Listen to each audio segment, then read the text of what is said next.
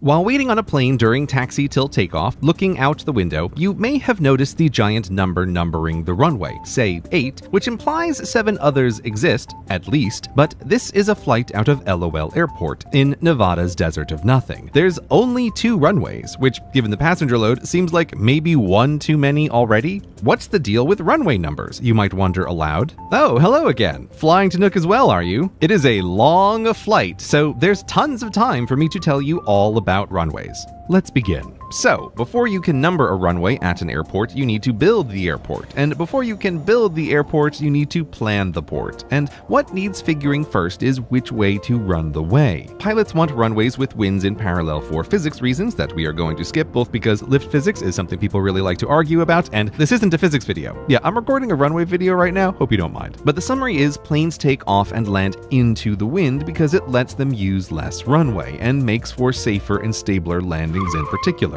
Now, planes can land with winds unaligned, but it's unsettling to watch these crosswind attempts as pilots do their best to face into the wind while landing on a runway that does not.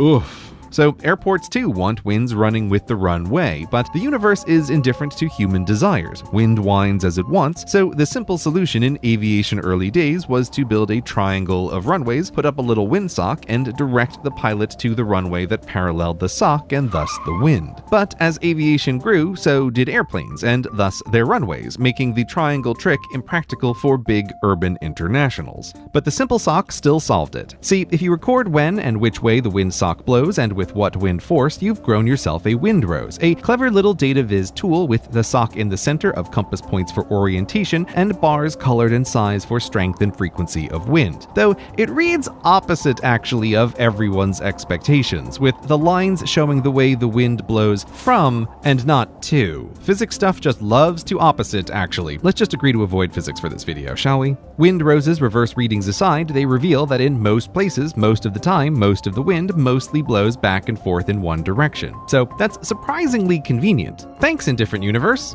Oh, you did it for other reasons? Well, still, this convenient wind happens because wind is a current of air, transporting heat from where there's more to where there's less. The Earth is blasted by the nuclear heat of the sun, with the equator getting hit hardest, making hot air rise there as it cools out along the edge of space before coming back down, creating a big-scale convection current that repeats in a pattern all up and down. And because the Earth is a sphere that spins, those cylindric convection currents of air on the surface twist clockwise north of the equator and counter below. This is the Coriolis effect, creating coiled currents of air everywhere, which is cool, but also physics trying to sneak back into the video, and this isn't a physics video. All that matters is this creates the pretty stable pattern of trade winds, and if you're planning a port, you need only know which way does the wind mostly blow. Though at some locations, the windrose reveals 2 frequent directions of wind, so if you want to constantly and safely keep open the airport, you're going to need to run a second way. This is why many airports have an X or V layout like LOL. They're not necessarily doing double the traffic of a one-runway port, but rather have double the chance of crosswinds when the tower will need to reroute pilots toward the other alignment for safer landings. And once you have 2 of something,